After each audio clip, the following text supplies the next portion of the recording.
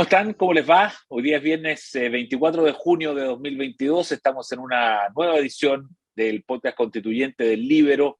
Fíjense que queda esta edición, después nos va a quedar la próxima, y la próxima edición es la última antes de la entrega del texto. O sea, estamos ya, este es el, por así decirlo, el penúltimo capítulo antes de la entrega del texto de la Convención Constitucional. Así que de frentón estamos ya llegando a los momentos cruciales de este proceso constituyente que se inició hace más de un año ya, ¿no? Estamos como siempre con Marcela Cubillos y con Germán Concha junto a nosotros para comentar la actualidad y comentar esta semana donde siguen pasando cosas importantes, ¿no? Marcela, a tu juicio, ¿cuáles fueron las cosas más relevantes de esta semana? A ver, pasaron tres cosas esta semana en relación a la convención. La primera, se votó ayer el preámbulo, la propuesta de preámbulo que se hizo. La verdad que aquí es re importante entender que las constituciones no tienen por qué tener preámbulo, pero aquí se había hecho mucho cuento de tener un preámbulo, que ya después lo conversaremos más en detalle, qué se aprobó y qué se rechazó. En segundo lugar, hoy día se hizo la última reforma de reglamento, que es insólita también, era para poder pagar los sueldos a asesores que trabajaron en julio del año pasado, cuando no había reglamento y no se podía pagar, pero lo que se les olvida era que tampoco se podía contratar a alguien entonces, ni comprometer un sueldo a alguien porque no se podía pagar. Entonces hoy día ya, de nuevo, eso, y se empezó a discutir la propuesta de armonización. Y yo creo que eso es bien importante porque armonización se va a votar las normas el martes y miércoles de la próxima semana, y se están haciendo ahora un debate que son más bien discursos de cierre de los convencionales que quieran hablar.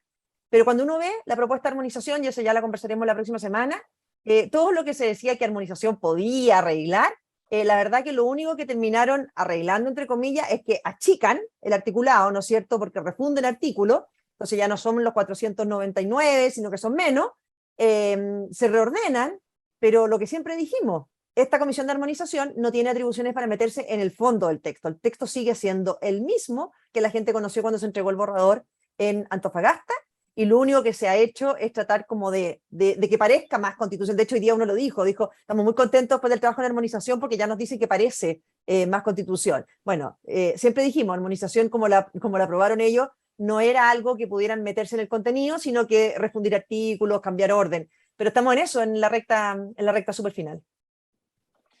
Bueno, precisamente entremos en el primer punto que tú ponías, Marcela, que tiene que ver con el tema del preámbulo. Y yo lo voy a leer acá, ¿no? El preámbulo, ¿no? La previa, la introducción a la Constitución, a esta propuesta de Constitución, se supone que tenía 4 párrafos.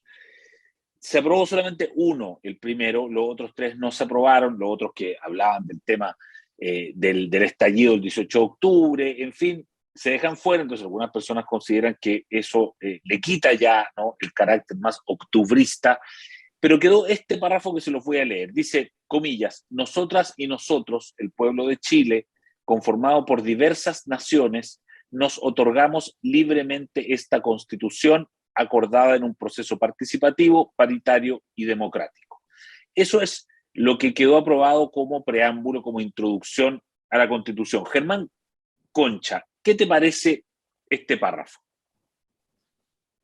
Hola, ¿cómo están? A ver, es bastante lamentable como preámbulo, la verdad, digamos, porque, como decía Marcela, las constituciones no están obligadas a tener preámbulos, pero los preámbulos tienen una cierta historia, representan algo históricamente, son parte de una tradición que tiene que ver también con que las constituciones están bien escritas, están escritas en lenguaje formal culto.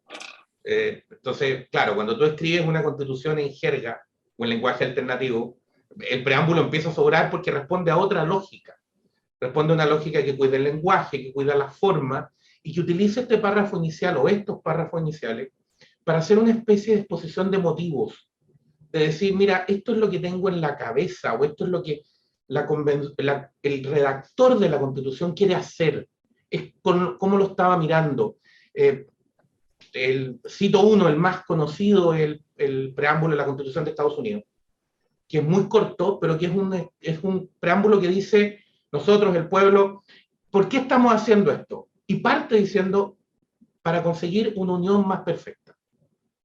Eso es lo primero que dice, que esa es como una tremenda declaración que hacen los padres fundadores de Estados Unidos de para qué sirve una constitución.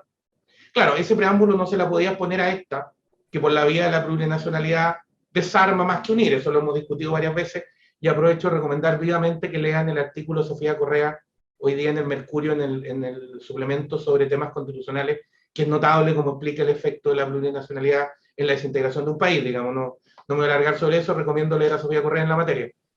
Pero vuelvo al punto, entonces, el preámbulo tiene esa lógica. La constitución vigente, la constitución del 80, optó por no tener preámbulo en otro sentido, no porque lo considerara innecesario, sino que porque quiso ir más allá. Y en esto la Comisión Tuzar fue súper explícita en las constancias en acta.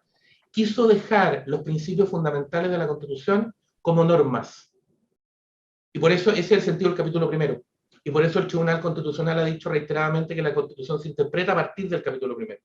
Pero eso tiene dos sentidos. Uno, que la Constitución son reglas de derecho, no un listado de sueños, ni un mundo que no existe, no es una fantasía, son reglas de derecho, lo que opera como un freno para el que las está redactando también, para no poner cualquier cosa, pero que también esas primeras reglas operan como criterio sobre todo el sistema. Entonces yo leo el capítulo primero y entiendo desde qué perspectiva se está trabajando la Constitución. Eso es lo que lamentablemente en este texto no se aporta en ese sentido, y el párrafo que se cayó, el que tú comentabas sobre el 18 de octubre, perdón que me alargue un minuto sobre eso, pero yo creo que eso es de lo más desproporcionado, por decirlo de alguna manera, que he oído, porque era prácticamente tratar el 18 de octubre del 2019 como el 18 de septiembre de 1810.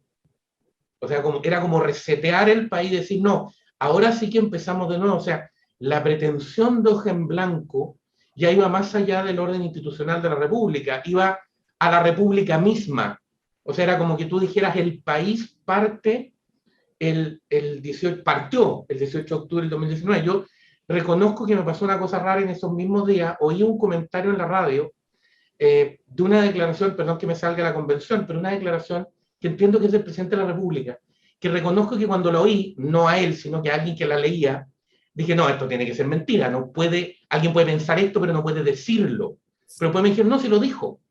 Dijo algo así, entiendo, como que había mirado que en el despacho presidencial hay un retrato de Bernardo Higgins, y había analizado si es que el retrato de Bernardo Higgins se quedaba o no se quedaba, y había decidido que el retrato se quedaba. Entonces tú dices, espérate, perdón, pero en alguna parte me perdí. O sea, el presidente de la República entiende que él determina el rol histórico de Bernardo Higgins. O sea, a ese nivel llegamos, que el presidente de la República decide si Bernardo Higgins puede estar o no puede estar en una estatua, puede estar o no puede estar en un retrato, puede ser padre de la patria o no puede ser padre de la patria. Entonces tú dices, no entiendo, porque yo entiendo que cuando asumió el cargo, él usó una banda con la piocha de Higgins. Está bien, es una réplica, pero es la piocha de O'Higgins para volver, para hacer un continuo histórico con O'Higgins. Entonces, yo no había oído nunca a un presidente de la República que dijera que él determinaba el rol que le correspondía en la historia a Bernardo O'Higgins, porque lo que viene que vamos a discutir el rol que le corresponde a Arturo Prat, a los héroes de la Concepción, a José Miguel Carrera, eso es lo que sigue, o sea, vamos a revisar toda la historia de todo Chile, porque Chile partió el 18 de octubre del 2019. De verdad, yo lo encuentro, y con todo respeto para el involucrado, pero delirante. Marcela Cubillo, sobre esta introducción, este preámbulo. Bueno, la verdad que quedó en nada. O sea, lo primero, lo que se aprueba es bien brutal, porque en el fondo es la plurinacionalidad en su expresión máxima, ¿no es cierto? De esto, de todo conformado por diversas naciones, y lo dicen de nuevo. El que se hayan caído los otros incisos, yo creo que pensar que porque no se aprueba eso se modera el texto después es absurdo. O sea, aquí el que hayan eliminado esos párrafos no significa nada. Piensa que algunos votaron en contra no solamente porque había una mención al estallido, sino porque dice después asumimos esto con la fuerza de la juventud. O sea, también era una cosa loquísima. O sea, era seguir excluyendo. La violencia quedó unida al proceso desde el día 1, o sea, partió el debate el 18 de octubre, los discursos de los convencionales agradecen cuando está en la sesión para los presos de la revuelta, para libertad de los presos de revuelta, agradecen la violencia que está dando esta oportunidad de proceso constituyente. O sea, eso no cambia por un preámbulo o no un preámbulo, y mucho menos con el texto, que es un texto que hace mucho más difícil enfrentar la violencia. Entonces, yo creo que la verdad que no tiene ningún significado el que se haya rechazado, sino que más bien demostrar que estaban un poco peleados entre ellos y no se pusieron de acuerdo en este texto que poner. Y lo que dice Germán de O'Higgins es mucho peor, porque lo que él hizo fue decir, fui a leer sobre Bernardo O'Higgins. ¿Ah? En el fondo era como para ver si Bernardo O'Higgins merece estar en el cuadro atrás mío, en el escritorio que estoy en La Moneda. Entonces, esta íncula refundacional de la República es brutal, es brutal. Entonces, por eso uno entiende que desde el día 1, acuérdense ustedes, se eliminó del reglamento, se votó en contra de poner que era el reglamento de la Constitución de la República de Chile. Quieren eliminar todos esos rastros, ¿te fijas? Entonces, no sé qué problema tiene esta gente con la República de Chile, con la historia de la República de Chile, con lo que somos. Entonces, no lo iban a arreglar por un preámbulo, y lo votaron en contra y quedó sin eso. Pero el texto es el que está, un texto plurinacional, un texto en que la República de Chile queda desmembrada, y un texto en que la violencia y las herramientas para combatirla quedan muy debilitadas. Marcela, esta semana se supo ya oficialmente que no va a ir ninguno de los 4 presidentes de la República vivos, digamos los expresidentes, al acto del 4 de julio. No va a ir el Contralor General de la República. Y lo otro que se supo, y corrígeme si estoy bien, es que este texto solamente va a llevar 2 firmas de la presidenta de la convención y del vicepresidente. ¿Eso es así? Y segundo, ¿qué te pasa a ti con eso, que eres constituyente, con que el 4 de julio, digamos, finalmente tengamos una ceremonia donde no van a haber muchas autoridades y finalmente estas tan pocas firmas en el texto? A ver, primero, dejar claro que el trabajo de uno como constituyente termina con el último pleno de armonización. Esa es la pega nuestra. O sea, yo por lo menos mi responsabilidad democrática termina el miércoles o el jueves con la última votación del último artículo del pleno de armonización.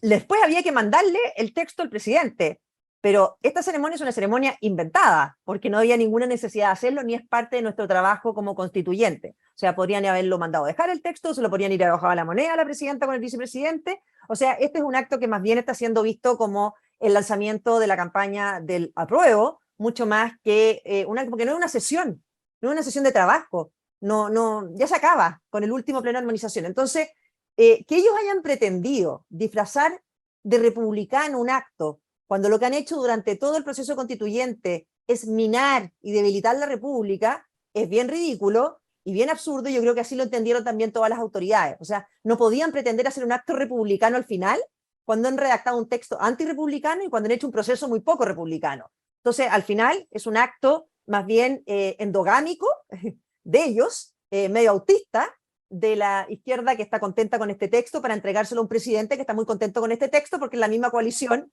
la del presidente y la que tenía el control de la convención. Entonces, ahora, y respecto a la firma, yo creo que lo que hubo ahí es que se dieron cuenta que si le pedían firmar a todos, muchos no íbamos a firmar ese texto, porque obviamente que es un texto que no suscribimos.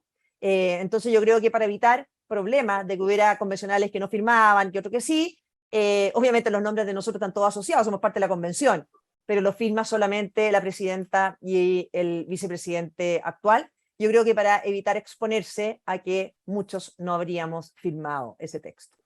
Porque firmar, Germán, en el fondo, sí, es adherir al texto. es ponerle la firma, como se dice vulgarmente, ¿no? Germán, sobre el acto del 4 de julio, ¿qué reflexiones tiene? Lo que pasa es que yo creo que la convención, o la mayoría que la dirige, en realidad lo que ha hecho ha sido tratar de desinstitucionalizar lo más posible el proceso, desde el día 1, digamos. Hemos comentado varias veces la resistencia a cantar el himno, la resistencia a hablar de república, la resistencia a invitar a las autoridades que tendrían que haber estado por derecho propio, ¿no? De nuevo, no porque alguien decidió que el presidente de la República puede o no puede estar, o porque el presidente de la Corte Suprema, o el Contralor, o el presidente del Senado, de la Cámara, me caen bien, mal o más o menos, si no es una decisión que yo pueda tomar, si no están ahí a título personal, están representando una institución y por respeto a las instituciones, tienen que estar ahí, digamos, lo lógico. Ahora, eso no se hizo cuando partió. Entonces, hacerlo ahora, al final, era, tú decías, ya, si se hace una ceremonia ordenada, seria, bien hecha, es como, tratemos de, al final, tratar de ordenar las cosas, digamos. Pero todo lo que ha venido mostrando la convención desde el bochorno de las invitaciones a los expresidentes en adelante, es que tú no quieres tener un acto republicano, te molesta la república al final de cuentas, y lo que quieres tener es, como decía Marcela, al inicio de una campaña. Entonces convirtieron el 4 de julio del 2022 en el inicio de una campaña política y no en el cierre de un acto institucional que habría tenido que tener otras características y habría tenido que estar hecho de otra manera y planteado de otra forma, digamos. Entonces ya al final tú lo que ves es, me parece a mí, una hegemonía dentro de la convención que se siente tan autorreferida y tan conforme y contenta con lo que ha hecho, que al final es como esa persona que mira a los demás le dicen, mire, no nos gusta lo que usted está haciendo, y esa persona sigue diciendo, la verdad es que no me importa lo que ustedes piensen, no me importa lo que ustedes opinen, yo estoy muy feliz con lo que hice y aquí está, digamos, y da lo mismo lo que el país opine, da lo mismo lo que la gente piense, da lo mismo, esto es lo que yo quería hacer y por fin lo pude hacer, que es lo menos institucional que existe, digamos. Clarísimo. Nos queda, como les decíamos al comienzo, una sesión más de nuestro podcast constituyente antes del fin de la entrega, ¿no?, de este texto. Ya le iremos contando lo que viene para adelante. Este proceso sigue, sabemos, hasta al menos hasta septiembre y más, ¿no? Sabemos que ahí viene probablemente el comienzo de una nueva etapa. Así es que Marcela Cubillos y Germán Concha, muchas gracias de nuevo por una nueva semana del podcast constituyente. Que tengan una buena semana, un buen fin de semana largo más bien. Igualmente, que esté muy bien. El Líbero, la realidad como no la habías visto. Haz que estos contenidos lleguen más lejos haciéndote miembro de la Red Líbero.